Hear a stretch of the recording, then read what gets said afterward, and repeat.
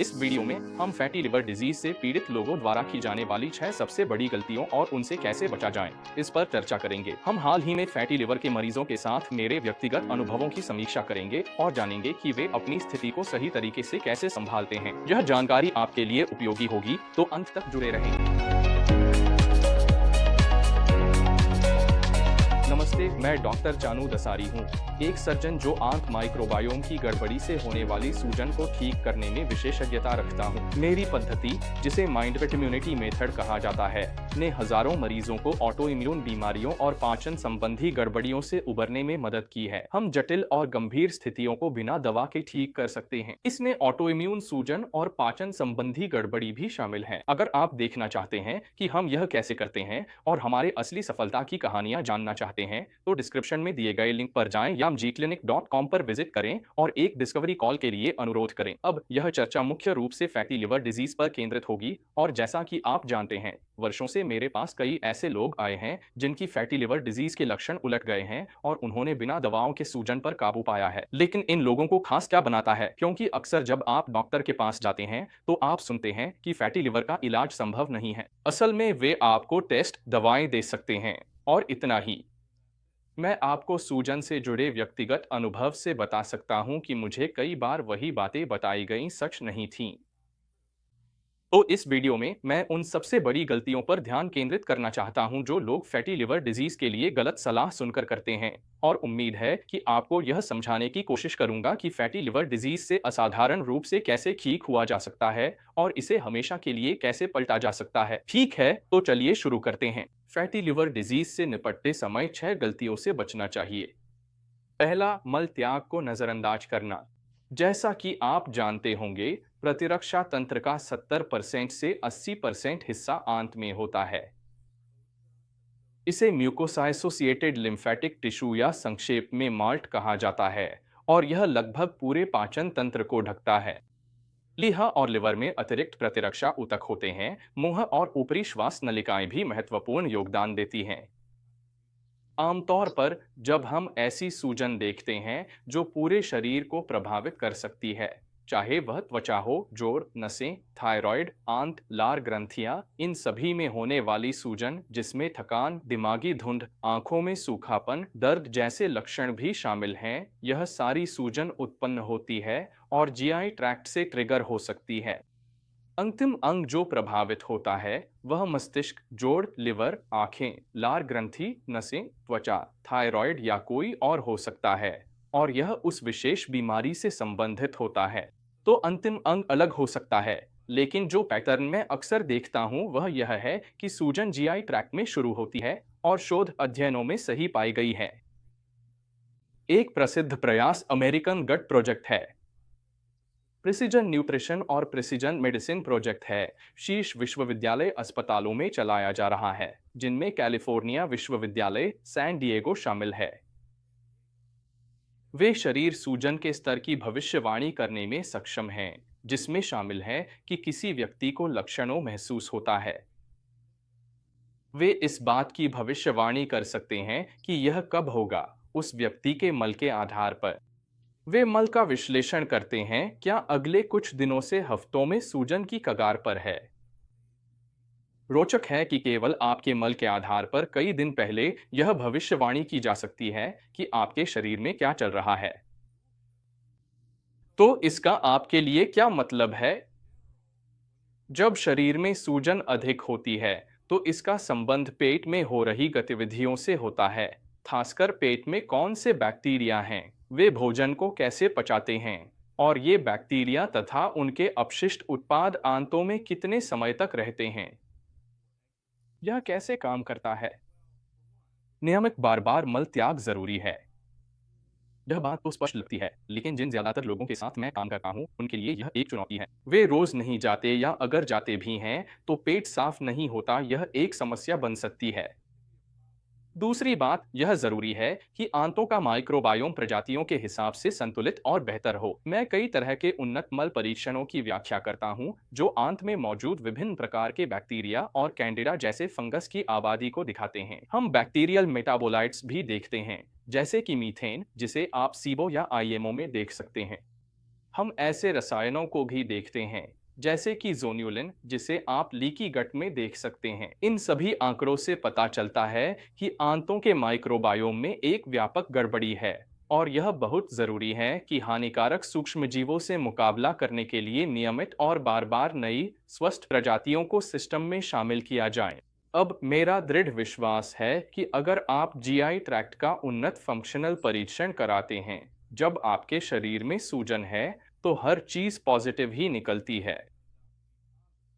लेकिन अगर आप यह परीक्षण तब दोहराते हैं जब सूजन ठीक हो चुकी होती है, तो इसके परिणाम सामान्य सीमा के अधिक करीब आते हैं। एक सीमा यह है कि जब आपके शरीर में सूजन होती है, मान लीजिए आपने ये सभी उन्नत जीआई परीक्षण करवा लिए हैं और आपको यह नहीं पता कि ध्यान किस पर केंद्रित करना है। आप कैंडिडा खत्म करने, एंटीबायोटिक्स से सीबो दूर करने, सप्लीमेंट्स से लीकी गट ठीक करने उलझ सकते हैं। लेकिन अगर आप सोचें, मुख्य समस्या नियमित मल त्याग न होना है। अगर आप इस मूल समस्या को ठीक नहीं करते, यह स्थिति फिर से लौट सकती है, विशेष रूप से ऑटोइम्यून सूजन का कारण बन सकती है। मल त्याग के अलावा यह भी बहुत जरूरी है कि आहार स्वस्थ माइक्रोबियल कॉलोनियों को समर्थन दे और अच्छे और बुरे माइक्रोब्स के संतुलन को न बिगाड़े। आंतों की प्रणाली में बैक्टीरिया, फंगस और वायरस का लगातार बदलता हुआ वातावरण होता है। इनमें से कुछ बैक्टीरिया मीथेन का उत्पादन करते हैं, जैसा कि आईएमओ सीबो के मामले में होता है। बैक्टीरिया का यह विशेष उपप्रकार आर्की बैक्टीरिया कहलाता है। इनमें से कुछ बैक्टीरिया एंटीबायोटिक्स के प्रति प्रतिक्रिया करते हैं, जबकि कुछ नहीं करते। कभी कभी कुछ एंटीबायोटिक्स के कारण स्वस्थ बैक्टीरिया भी नष्ट हो सकते हैं और इसी वजह से आपको सी डिफिसाइल कोलाइटिस जैसी स्थितियां हो जाती हैं। सी डिफ तब होता है जब आपके जठरांत्र संबंधी मार्ग में क्लोस्ट्रीडियम बैक्टीरिया की अत्यधिक वृद्धि हो जाती है और यह इसलिए महत्वपूर्ण है क्योंकि क्लोस्ट्रीडियम एक बायोफिल्म बनाता है जो अन्य अच्छे बैक्टीरिया को उसकी जगह बढ़ने से रोकता है। तो जब आपको यह स्थिति हो जाती है, तो इससे छुटकारा पाना खासा चुनौतीपूर्ण हो सकता है अगर आपको सही तरीका न पता हो। यही बात कैंडिडा की अत्यधिक वृद्धि के लिए भी सही है। कई बार ऐसा होता है कि फंगस पूरी तरह हावी हो जाता है और शरीर में बहुत अधिक हिस्टामिन का उत्पादन करवाता है। ऐसी स्थिति में आपको एलर्जी, पित्ती, दिमागी धुंध और पेट फूलना जैसी समस्याएं दिख सकती हैं। एलर्जी के लक्षणों के अलावा, जैसे कि पोस्टनेजल ड्रिप और सूखी आंखें, आपको त्वचा और नाखूनों में भी बदलाव नजर आ सकते हैं। कुछ खास बैक्टीरिया हिस्टामिन बढ़ा सकते हैं। यह आपके खानपान और शरीर में बैक्टीरिया के प्रकार व उनके टिके रहने पर निर्भर करता है। इस विषय पर बात करते हुए, एक पहलू जिसे अब भी नजरअंदाज किया जाता है, वह है वायरस। आप जानते होंगे कि वायरस इंसानी कोशिकाओं को संक्रमित कर सकते हैं, लेकिन क्या आप जानते हैं कि वे बैक्टीरिया को भी प्रभावित कर सकते हैं? वायरस सीधे बैक्टीरिया में अपना जेनेटिक कोड इंजेक्ट कर सकते हैं और बैक्टीरियल स्ट्रेनों की विषाक्तता में योगदान कर सकते हैं। वे ऐसे जीन प्रदान कर सकते हैं जो एंटीबायोटिक्स के प्रति प्रतिरोधक क्षमता पैदा करते हैं। फंगस, बैक्टीरिया और वायरस मिलकर मानव माइक्रोबायोम में योगदान करते हैं। इन सूक्ष्मजीवों के अपने जीन, मेटाबॉलिज्म और वृद्धि के पैटर्न होते हैं जो मानव शरीर का समर्थन कर सकते हैं या कभी-कभी उसे नुकसान भी पहुंचा सकते हैं। और यह जानना जरूरी है कि किण्वन फर्मेंटेशन के अपशिष्ट उत्पाद हिस्टामिन बायोफिल्म आंतों को नुकसान पहुंचा सकते हैं और इम्यून सिस्टम को सक्रिय कर सकते हैं, जिससे शरीर के अन्य हिस्सों में सूजन हो सकती है। तो इन चुनौतियों को देखते हुए आहार डाइट कुछ लाभकारी सूक्ष्मजीवों को समर्थन देने में महत्वपूर्ण भूमिका निभा सकता है। दूसरा कारण, बहुत ज्यादा चीनी और प्रोसेस्ड फूड्स। मुझे यह सवाल बहुत बार मिलता है, खासकर मेरी वीडियो के कमेंट सेक्शन में। मैं सुनता हूं कि लोग अपनी डाइट से चीनी और प्रोसेस्ड फूड्स को हटा देते हैं और सिर्फ इतना करने से ही उनके लक्षण हमेशा के लिए ठीक हो जाते हैं। और इसमें काफी सच्चाई भी है। कई कारण हैं जिनकी वजह से चीनी और प्रोसेस्ड फूड्स शरीर में तबाही मचाते हैं। एक तो यह कि ये आंतों के माइक्रोबायोम को असंतुलित कर देते हैं। चीनी और रसायन गैस्ट्रोइंटेस्टाइनल और ऊपरी श्वसन मार्गों में हानिकारक बैक्टीरिया पैदा करते हैं। इसका नतीजा यह होता है कि सामान्य मेटाबॉलिज्म पर बुरा असर पड़ता है। उदाहरण के लिए, फैटी एसिड्स का मेटाबॉलिज्म जब चीनी की मौजूदगी में होता है, तो इससे हानिकारक कोलेस्ट्रॉल डेरिवेटिव्स जैसे कि एराकिडोनिक एसिड बनते हैं और ऊतकों का ऑक्सीकरण होता है। चीनी और प्रोसेस्ड फूड्स प्रतिक्रियाशील ऑक्सीजन प्रजातियों की उपस्थिति भी बढ़ा देते हैं और fatty acid synthase, hormone sensitive lipase और पेरोक्सिसोम प्रोलिफेरेटर एक्टिवेटिंग रिसेप्टर गामा जैसे एंजाइम्स को सक्रिय कर देते हैं, जिन्हें प्रोसेस्ड फूड्स के सेवन से और भी ज्यादा असंतुलित किया जा सकता है। इसके अलावा चीनी के कारण बैक्टीरिया और फंगस की अत्यधिक वृद्धि शरीर में हिस्टामिन उत्पादन का एक बड़ा कारण है, जैसा कि मैंने पहले बताया था। अत्यधिक चीनी का सेवन प्रो इन्फ्लेमेटरी पाथवे जैसे कि एनएफ कप्पा बीटा को सक्रिय कर सकता है, जिससे सूजन पैदा करने वाले साइटोकाइंस रिलीज होते हैं। आपको मेरी अन्य व्याख्यानों से यह भी याद होगा कि कुछ रासायनिक एडिटिव्स के सेवन पर शरीर प्रतिक्रियाशील ऑक्सीजन प्रजातियां उत्पन्न कर सकता है, जो लिपिड्स, प्रोटीन और डीएनए जैसी कोशिकीय संरचनाओं को नुकसान पहुंचाती हैं। प्रभावित बायोकेमिकल पाथवे में प्रोक्सीडेंट एंजाइम्स जैसे कि एनएडीपीएच ऑक्सीडेज और ज़ैंथीन ऑक्सीडेज का सक्रिय होना और शरीर में प्राकृतिक रूप से सुरक्षा करने वाले एंटीऑक्सीडेंट्स जैसे सुपरऑक्साइड डिसम्यूटेज, कैटालेस और ग्लूटाथायोन पेरोक्सीडेज का अवरोधन भी शामिल है। इसका मतलब यह है कि अत्यधिक चीनी और प्रोसेस्ड फूड्स ऊतकों को नुकसान पहुंचा सकते हैं और प्राकृतिक मरम्मत तंत्र को गंभीर रूप से सीमित कर सकते हैं। अब आप शायद सोच रहे होंगे कि ऐसा सभी के साथ क्यों नहीं होता। कुछ लोग कार्ब्स, शुगर और प्रोसेस्ड फूड्स खाते हैं और उन्हें बिल्कुल भी कोई समस्या क्यों नहीं होती, और इसका जवाब है क्योंकि उनके शरीर में सूजन नहीं होती। जब शरीर में सक्रिय सूजन नहीं होती तो वह आमतौर पर इस तरह के खाद्य पदार्थों को संभाल सकता है। बच्चे इसका एक बहुत अच्छा उदाहरण हैं। अगर मान लें कि उन्हें कोई सूजन संबंधी बीमारी नहीं है, तो बच्चे बड़ी मात्रा में प्रोसेस्ड फूड्स, कार्ब्स, शुगर आदि खा सकते हैं और उन्हें कुछ नहीं होगा।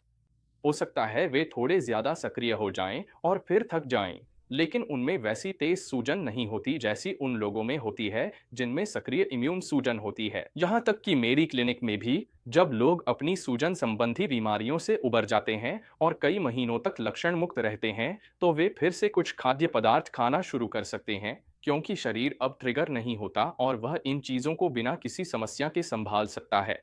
लेकिन जब आपके शरीर में सूजन होती है, तो आप डाइट के योगदान को नजरअंदाज नहीं कर सकते। तीसरा कारण फाइटोन्यूट्रिएंट्स की कमी। यह एक और विषय है जो हमेशा सामने आता है। मेरे वीडियो में हमेशा कुछ ट्रोल्स आ जाते हैं जो कहते हैं कि पेलियो डाइट्स काम करती हैं और कार्निवोर डाइट्स हर समस्या का हल हैं। और इस तरह की सोच काफी समय से चली आ रही है। याद है एटकिंस डाइट या फिर वेट वॉचर्स? इन डाइट्स के काम करने का कारण यह है कि ये ज्यादातर शुगर और प्रोसेस्ड कार्ब्स से बचती हैं। तो मान लीजिए कार्निवोर डाइट के ज्यादातर फायदे खुद उन फूड्स के कम ग्लाइसेमिक इंडेक्स की वजह से होते हैं। यह भी मदद करता है कि ये फूड्स पेट में फर्मेंट नहीं होते। तो इन डाइट्स में कुछ फायदेमंद बातें जरूर हैं। हालांकि जो समस्या मैं देखता हूँ वो यह है कि सिर्फ मांस पर आधारित डाइट उतनी मददगार नहीं है जितनी कि फाइटोन्यूट्रिएंट्स वाली डाइट, और मैं अभी बताऊंगा कि ऐसा क्यों है। आमतौर पर जब हम पोषण की बात करते हैं तो हम मैक्रोन्यूट्रिएंट्स को देखते हैं। फाइटोन्यूट्रिएंट्स वे आणविक यौगिक होते हैं जो मुख्य रूप से पौधों और फफूंद में पाए जाते हैं और मानव स्वास्थ्य पर इनका बहुत सकारात्मक प्रभाव पड़ता है। तो याद रखिए, मैंने पहले कहा था कि शुगर और प्रोसेस्ड कार्ब्स से बचना जरूरी है। असल में पेलियो डाइट्स और कार्निवोर डाइट्स से जो ज्यादातर फायदा मिलता है वो इन डाइट्स के कम ग्लाइसेमिक इंडेक्स की वजह से होता है। इनमें फर्मेंट होने वाले तत्व भी ज्यादा नहीं होते। लेकिन इन डाइट्स की सबसे बड़ी कमी और वजह जिससे ये लंबे समय में समस्याएं पैदा कर सकती हैं, यह है कि इनमें आमतौर पर फाइटोन्यूट्रिएंट्स नहीं होते। और फाइटोन्यूट्रिएंट्स की 8 मुख्य उपश्रेणियां हैं जिनके बारे में आपको पता होना चाहिए। इनमें terpene, phenol, chlorophyll, thiocyanates, phytoenzymes, phyto oils, prebiotics और एल्कलॉइड्स शामिल हैं। तो कल्पना कीजिए कि इन फाइटोन्यूट्रिएंट्स का व्यवस्थित तरीके से अध्ययन किया जाए और फिर इन्हें एक डाइट प्लान में शामिल किया जाए। फाइटोन्यूट्रिएंट डाइट या संक्षेप में फाइटो डाइट, इसका प्राइमर अमेजन पर मेरा नाम और the phyto diet primer search करके पा सकते हैं। फाइटो डाइट भोजन विकल्पों के लिए उपयोगी ढांचा है। भोजन योजनाएं फाइटोन्यूट्रिएंट्स को अधिकतम करने पर आधारित हैं। मांस या पशु उत्पादों को बाहर नहीं करती, जो लोग इसे वेगन या पूरी तरह से प्लांट बेस्ड मानते हैं वे गलत हैं। बहुत सारे प्लांट बेस्ड खाद्य पदार्थ अस्वस्थ हो सकते हैं, सूजन संबंधी बीमारियों को और बिगाड़ सकते हैं। बड़े बड़े खाद्य वर्गों को बिना सोचे समझे देखना, जैसे कि प्लांट बेस्ड, कार्निवोर या एनिमल बेस्ड, और डाइट को इन बड़े बहुत ही व्यापक लेबल्स के साथ जोड़ने के बजाय मैं फाइटोन्यूट्रिएंट्स का उपयोग करता हूं यह तय करने के लिए कि कोई भोजन लाभकारी है या हानिकारक। मैं अपने क्लाइंट्स को भी यही ढांचा देता हूं जब वे अपने भोजन के विकल्प चुनते हैं। इन डाइट्स के हिस्सों को हर व्यक्ति के अनुसार अनुकूलित करना बहुत बहुत ज़रूरी है ताकि सबसे अच्छे परिणाम मिल सकें। लेकिन हम यह देखते हैं कि खुद डाइट बड़ी बीमारियों को हल करने में सक्षम है, क्योंकि यह आंत में स्वस्थ माइक्रोबियल कॉलोनियों का समर्थन करती है। अभी आपने जो कुछ स्लाइड्स देखी वे मेरी एक टॉक से थीं जो मैंने स्टैनफोर्ड यूनिवर्सिटी में फाइटोन्यूट्रिशन के विषय पर दी थी। तो यह एक ऐसा क्षेत्र है जिसे बहुत ध्यान और मीडिया कवरेज मिल रहा है, और मुझसे अक्सर मेरे फाइटो डाइट और उसके काम करने के तरीके के बारे में सवाल पूछे जाते हैं। नंबर 4, तनाव और आघात की अनदेखी करना। कनाडाई चिकित्सक गैबर मार्टे ने प्रसिद्ध रूप से कहा है कि तनाव और आघात ही ऑटोइम्यून सूजन और पाचन संबंधी गड़बड़ी की जड़ हैं। अपनी किताब द मिथ ऑफ नॉर्मल में वे कहते हैं कि कुछ लेखक मानते हैं कि यही मुख्य कारण है। मैं आपको अपने क्लाइंट्स के साथ काम करने के व्यक्तिगत अनुभव से बता सकता हूं कि लगभग हमेशा यही मामला होता है। मैं इस बारे में जांचने के लिए कुछ बुनियादी सवाल पूछता हूं। मैं पूछता हूं, क्या आपकी जिंदगी में कोई ऐसी जरूरत है जो पूरी नहीं हो रही? अपूर्ण जरूरतों में प्रकृति के बीच समय बिताना, आराम और विश्राम, नींद, अंतरंगता, शारीरिक गतिविधि, रचनात्मक कलात्मक अभिव्यक्ति और स्वस्थ भोजन खाने के अवसर जैसी चीजें शामिल हो सकती हैं। जब मैं इन अधूरी जरूरतों के बारे में पूछता हूं, तो लगभग हर व्यक्ति जिससे मैं बात करता हूं, 100% लोग कम से कम एक या दो अधूरी जरूरतें जरूर बताते हैं। अब अगला सवाल, क्या चीज आपको उस अधूरी जरूरत को पूरा करने से रोक रही है? आमतौर पर इसका कारण जिम्मेदारी होती है। या तो वे कहते हैं, मुझे काम करना है, मुझे बच्चों या बुजुर्ग रिश्तेदार की देखभाल करनी है, मुझ पर ये सामाजिक, आर्थिक, पारिवारिक जिम्मेदारियां हैं। तो मूल रूप से इसका मतलब यह है कि वे अपने दिन का अधिकांश समय वे चीजें करने में बिताते हैं जो उन्हें करनी ही पड़ती हैं, जिसका मतलब है कि वे अपनी खुद की जरूरतों और उन चीजों को नजरअंदाज कर देते हैं जो वे करना चाहते हैं। वे अपना पूरा दिन नकारात्मक परिणामों से बचने, अपनी जिम्मेदारियां निभाने और दूसरों को खुश करने में बिता देते हैं, और वह भी अपनी कीमत पर, और यह खतरनाक हो सकता है। तो इसे ट्रॉमा क्यों कहा जाता है? ऐसा लगता है कि अभी जो हमने चर्चा की वह तो इस दुनिया के लगभग हर इंसान के साथ होता है। दरअसल गाबोर माटे ट्रॉमा को छोटे टी वाले ट्रॉमा और बड़े टी वाले ट्रॉमा में फर्क करते हैं। बड़े टी वाले ट्रॉमा में दुर्व्यवहार, उपेक्षा, शारीरिक हमला या किसी प्रियजन की मृत्यु जैसी चीजें शामिल हो सकती हैं। लेकिन छोटे टी वाले ट्रॉमा आम लगने वाली जीवन की घटनाओं से हो सकते हैं, जो धीरे धीरे व्यक्ति को अपनी जरूरतों को नजरअंदाज करने, उनसे कट जाने के लिए सिखा देती हैं। दुर्भाग्यवश बहुत से लोग, वे जो अच्छी तरह से समायोजित सफल हैं, इससे जूझते हैं।